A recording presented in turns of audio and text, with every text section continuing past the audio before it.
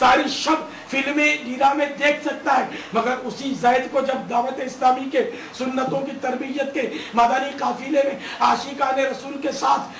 سنتوں بھرے سفر کی درخواست کی جاتی ہے تو کہتا ہے کہ بھائی میں تو روز کماتا ہوں، روز کھاتا ہوں، چھوٹے چھوٹے بچے ہیں، میری غیر حاضری میں گھر سنبھالنے والا کوئی نہیں،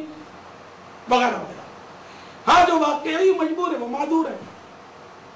مگر اکثر کو تو شیطان ہی بہانے سکھا کر عاشقان رسول کے مدنی قافلوں میں سفر سے محروم رکھتا ہے، کیونکہ شیطان مردود کو اندازہ ہے کہ اگر زید نے مدنی قافلوں میں سفر کر لیا تو پکا نمازی اور سنتوں کا عادی ہو جائے گا،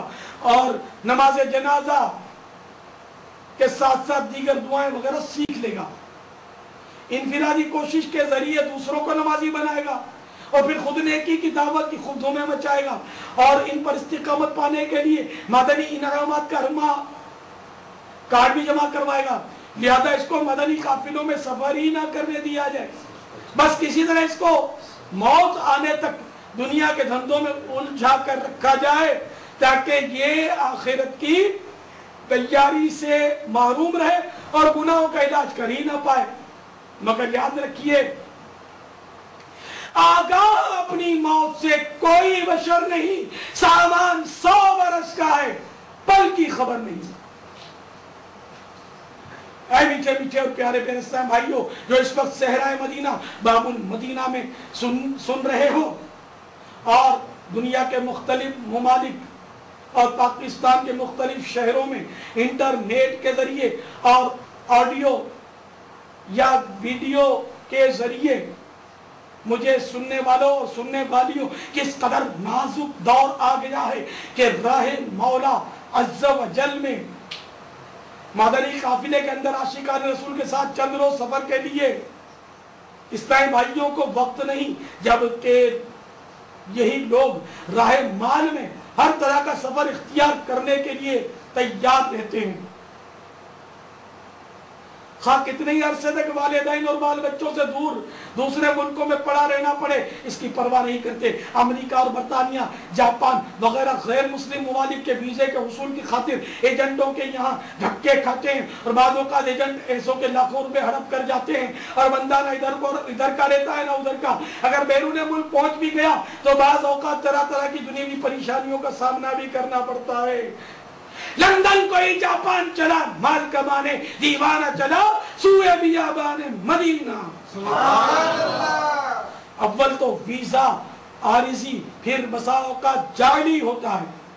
پھر دوسرے ملک پہنچ کر چوروں کی طرح چھپ کر رہنا پڑتا ہے، اگر پکڑے گئے تو جیل میں گئے۔ غریب الوطنی میں کوئی پرسان حال نہیں ہوتا، کئی لوگ بیچارے صدموں اور فاقوں سے مر جاتے ہیں، اور وطن میں والدین و بیوی بچے فریادیں کرتے رہ جاتے ہیں کہ خط نہیں آ رہا، خیریت کی خبر نہیں مل رہی، اتنے سال ہو گئے کوئی رابطہ نہیں۔ یہ بیچارے اس خوش فہمی میں جی رہے ہیں کہ امریکہ سے بہت سا مال سامان آنے والا ہے، ان دکھیاروں کو کیا خبر کہ ان کی زندگی کا سہارا خوشی خوشی امریکہ پہنچنے کے بعد جیل کی سلاخوں کے پیچھے سسک سسک کر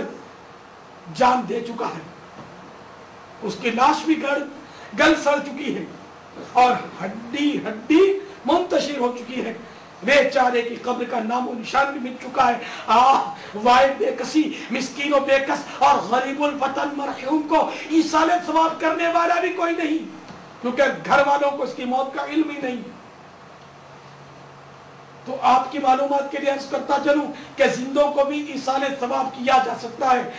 اور ایصال ثواب کی معلومات کے لیے بھی نماز کے احکام میں ایک رسالہ موجود ہے، فاتحہ کا طریقہ، اس کو پڑھیے، انشاءاللہ آپ کا ایمان تازہ ہو جائے گا۔ تو بہرحال جن کا کوئی عزیز لاپتہ ہو ان کو چاہیے کہ اس بیچارے کو خوب کو ایصال ثواب کرتے رہیں، تاکہ اگر وہ فوت ہو چکا ہے تو اس کے لیے سامان راحت ہو، اور زندہ ہو تب بھی ثواب پہنچے گا، کوئی نقصان نہیں ہے۔ بے شک تیجا دسواں وغیرہ بھی ایصال ثواب ہی کے ذرائع ہیں اور جائز اور اچھے کام ہیں، تیجا دسواں 40واں برسی یہ سب نیک کام ہیں، مگر مفقود الخبر یعنی گمشدہ کا تیجا کریں گے تو شاید لوگ بدے بنائیں، لہذا پڑھ پڑھ کر کوئی ایصال ثواب کیجئے۔ نیز بلا اعلان ایصال ثواب بے شک دینی کتابیں وغیرہ بھی تقسیم کیجیے اور چپکے سے ایصال ثواب بھی کر دیجیے، مسجد بھی بنا دیجیے، بنیت ایصال ثواب خود بھی مدنی قافلوں میں سفر کیجیے اور ذمہ داران کے ذریعے دوسروں کے اخراجات بھی ادا فرما دیجیے۔ اس طرح کے اور بہت سارے نیک کام ایصال ثواب کی نیت سے کیے جا سکتے ہیں۔ اگر کچھ عرصے کامیاب بھی ہو گئے، تھوڑا بہت مال بھی کما لیا، تو کیا ہوا؟ بالآخر موت آ کر ہی رہے گی، جان جا کر ہی رہے گی۔ بارہا ایسا ہوتا ہے کہ دوسرے ملکوں میں ملازمت کرنے والوں کی فوتگی ہو جاتی ہے، بیچارے کا پیٹ چاک کر کے دل، گردے، کلیجی، آنتیں وغیرہ سب کچھ نکال کر کیمیکل بھری ہوئی بدحال لاش ہوائی جہاز کے ذریعے وطن پہنچتی ہے۔ آہو فغاں کا شور اٹھتا، کوہرام مچتا، تدفین ہوتی اور بالآخر سب لوگ بھول بھال کر ایک بار پھر دنیا کی رنگینیوں میں کھو جاتے ہیں۔ بھولنا بھی ضروری ہے کیونکہ آخر دنیا کے نظام نے بھی چلنا ہے۔ حضرت علامہ جلال الدین سیوطی شافعی علیہ رحمت اللہ القوی نقل کرتے ہیں، حضرت سیدنا عبداللہ بن عباس رضی اللہ تعالیٰ عنہما سے روایت ہے، اللہ عز و جل کا ایک فرشتہ قبروں پر مقرر ہے، جب لوگ قبر پر مٹی ڈال کر لوٹتے ہیں تو وہ ایک مٹھی مٹی لے کر پھینکتا ہے اور کہتا ہے جاؤ اپنی دنیا کی طرف اور اپنے مردوں کو بھول جاؤ۔ عمر بھر کون کسے یاد کرتا ہے، وقت کے ساتھ خیالات بدل جاتے ہیں۔ معلوم ہوا ہے آج کل جاپان وغیرہ بعض ممالک میں مسلمانوں کو آسانی سے ویزا نہیں دیا جاتا، اب تو خیر بہت سختیاں بڑھتی چلی جاتی ہیں، چنانچہ مسلمان کہلانے والے ویزا ایجنٹ معاذ اللہ عز و جل مسلمانوں کو مشورہ دیتے ہیں کہ فارم میں اپنے آپ کو یہودی یا کرسچین ظاہر کرو تو ویزا مل جائے گا۔ بعض نادان اپنے آپ کو غیر مسلم لکھ بھی ڈالتے ہیں۔ یاد رکھیے اس طرح مشورہ دینے والا ایجنٹ تو مشورہ دیتے ہی کافر ہو گیا، چاہے جس کو مشورہ دیا گیا اس نے انکار کر دیا اور اس پر فرض ہے کہ وہ انکار کر ہی دے۔ اور اگر نوکری کے لیے ویزا کے طالب نے اپنے آپ کو یہودی یا کرسچین یا غیر مسلم لکھ دیا یا کہہ دیا یا فارم میں لکھا یا لکھوایا تو وہ بھی کافر و مرتد ہو گیا۔ اگر شادی شدہ تھا تو نکاح بھی ٹوٹ گیا، اگر کسی کا مرید تھا تو بیعت بھی ختم ہو گئی، پہلے جو بھی عبادتیں کی تھی مثلا تمام نمازیں، روزے، عمرے، خیراتیں، زکاتیں، تمام نیکیاں برباد ہو گئی۔ اگر حج کیا تھا تو وہ بھی جاتا رہا۔ اپنے آپ کو اس طرح بہلاوا دینا کافی نہیں کہ میں تو عرصے سے بے روزگار ہوں، بہنوں کی شادیاں کروانی ہیں، میری مجبوری ہے، میری کافر ہونے کی نیت تھوڑی ہی تھی، بس میں نے یوں ہی بے دلی کے ساتھ جھوٹ موٹ اپنے آپ کو کافر لکھوایا ہے، میں تو پکا مسلمان ہوں۔ اس طرح جھوٹی جھوٹی باتوں سے کوئی کافر تھوڑے ہو جاتے ہیں۔ یاد رکھیے اگر کوئی اپنے آپ کو مذاقاً بھی کافر کہے یا لکھے تو کافر ہو گیا، بلکہ اگر بالفرض اس طرح کہے یا لکھے کہ میں 100 برس کے بعد کافر ہو جاؤں گا تب بھی فوراً اور ابھی کافر ہو گیا۔ ہاں اگر مجبوری ایسی ہو جس کو اکراہ شرعی کہا جاتا ہے، مثلا کسی نے جان سے مار لینے یا کوئی عضو کاٹ ڈالنے یا شدید مار مارنے کی دھمکی دی، اور یہ بھی جانتا ہے کہ دھمکی دینے والا جو کہتا ہے کر گزرے گا، نے گن پوائنٹ پر لیا مثلا،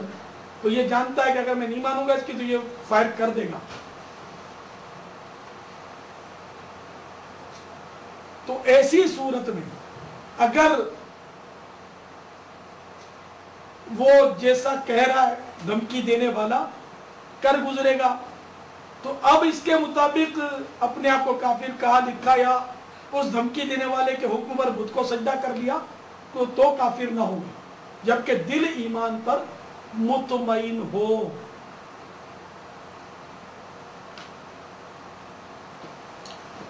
اب اس میں بھی تھوڑی سی تفصیل ہے۔ اب جیسے کہ یہ دھمکی ایسی دے رہا ہے کہ اب یہ مار ڈالے گا، اور پھر بھی یہ کفر نہ کہے کہ بھلے مار دے، اور وہ مار دے تو اب یہ شہید ہوگا. یہ عزیمت کہلاتی ہے. رخصت تو تھی لیکن اس نے عزیمت پر عمل کیا اور جان دے دی مگر کفر نہ کیا. یا اب یہ جان بچانا چاہتا ہے تو اب جب یہ کہہ رہا ہے مثلاً کہ بت کو سجدہ کر، تو بت کو سجدہ کرتے وقت اگر اس کے حواس قائم ہے اور ذہن کام کر رہا ہے اور اس کو مسئلہ پتا ہے تو اس کو چاہیے کہ یہ توریہ کرے. توریہ کی یہاں صورت یہ ہوگی کہ بظاہر کے بت کو ہی سجدہ کر رہا ہوں، دیکھے گا کہ بت کے آگے سجدے میں گر گیا، لیکن اس کی نیت یہ ہو کہ میں بت کو سجدہ نہیں کر رہا، میں تو اللہ کو سجدہ کر رہا ہوں. یہ توریہ اگر اس کو مسئلہ معلوم ہے، توریہ کے لیے ہوش و حواس قائم ہے، اس کے باوجود اگر توریہ نہیں کرے گا تو اب دھمکی کے باوجود یہ کافر ہو جائے گا.